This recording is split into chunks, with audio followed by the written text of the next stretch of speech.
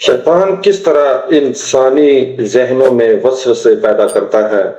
ایران کے ایک گاؤں میں دو بھائی رہتے تھے۔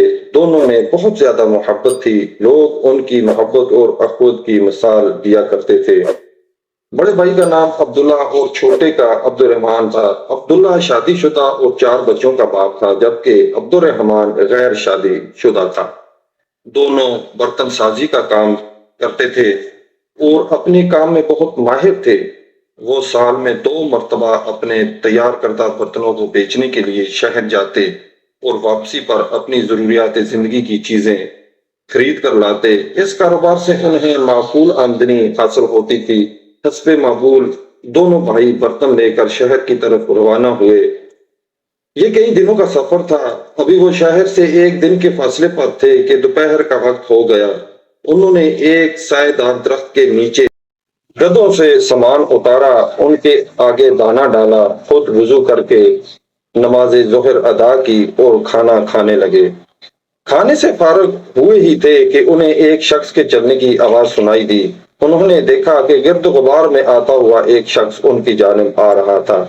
اس شخص نے قریب آ کر کہا، اے دوستو، کیا تمہیں کسی ہم سفر کی ضرورت ہے؟ بڑے بھائی نے جواب دیا، کیوں نہیں، ہم سفر کی وجہ سے سفر آسان ہو جاتا ہے۔ اجنبی ان کے پاس بیٹھ گیا اور اپنے میٹھے لہجے سے دونوں کو اپنا گرویدہ بنا لیا۔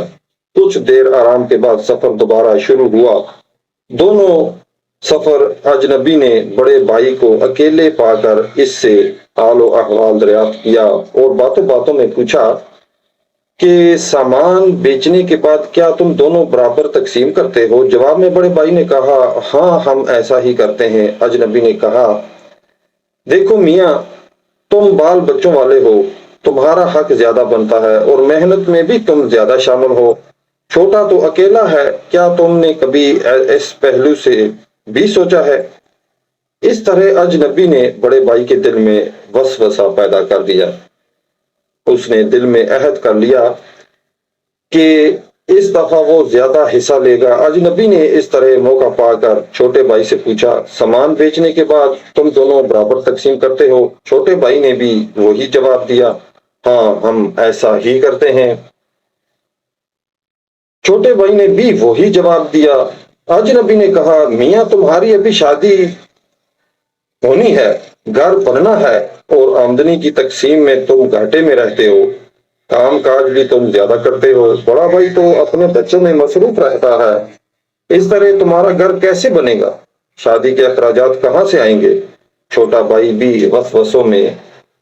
وسوسوں کا شکار ہو گیا اور اجنبی سائے کی طرح کبھی چھوٹے بھائی کے کان بھرتا تو کبھی بڑے بھائی کے کان بھرتا۔ شہر پہنچنے کے بعد سامان بہت اچھے داموں فروخت ہو گیا۔ ضروری خریداری کرنے کے بعد دونوں بھائی جامع مسجد میں جمعہ المبارک کی نماز پڑھنے گئے۔